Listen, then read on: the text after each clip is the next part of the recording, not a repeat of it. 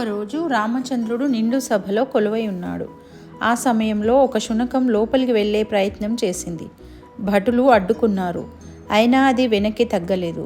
నేను రాముల వారికే నా సమస్యను విన్నవిస్తాను అని భీష్మించుకుంది. దీంతో సార్వభౌముడి ముందు ప్రవేశపెట్టారు. నన్ను ఓ వ్యక్తి అకారణంగా గాయపరిచాడు, అతన్ని శిక్షించండి ప్రభు అని వేడుకుందా శునకం. వెంటనే నిందితుడిని పిలిపించారు. అతడు తన తప్పు ఒప్పుకున్నాడు. ఓ రోజు తాను ఆకలితో భిక్షాటనకు వెళ్తుంటే కాలికి అడ్డు తగిలిందని, హద్దులు తెలియని కోపంతో అలా ప్రవర్తించానని వివరించాడు. తెలిసి చేసినా తెలియక చేసినా తప్పు తప్పే, శిక్ష తప్పదు అని తీర్మానించింది సభ. అయితే ఆ యాచకుని ఏదైనా ఆధ్యాత్మిక సంస్థలో ఉన్నతాధికారంగా నియమించండి, ఇదే తగిన శిక్ష అని సూచించింది శునకం. కుక్క మాటకు అందరూ ఆశ్చర్యపోయారు.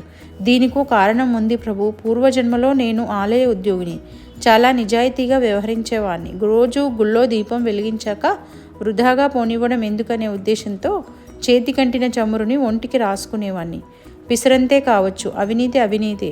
దేవుడి సొత్తు తిన్న పాపానికి ఈ జన్మలో ఇలా పుట్టాను. నిజాయితీపరుడైన నా పరిస్థితే ఇలా ఉంటే తన ఉద్వేగాల మీద నియంత్రణ లేని ఈ మనిషి ఇంకెన్ని తప్పులు చేస్తాడో, ఇంకెంత పాపం కూడగట్టుకుంటాడో, యమలోకంలో ఎన్ని కఠిన శిక్షలు అనుభవిస్తాడో, నాకు కావాల్సింది అదే అంటూ తన ఆలోచనను వివరించింది శునకం. నయతి ఇతి నీతి, మనిషికి దారిదీపమై నిలిచేది నీతి.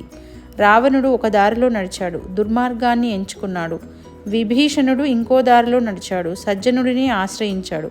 నీతి లేని రీతి పేరే అవినీతి, పతనానికి అది తొలిమెట్టు.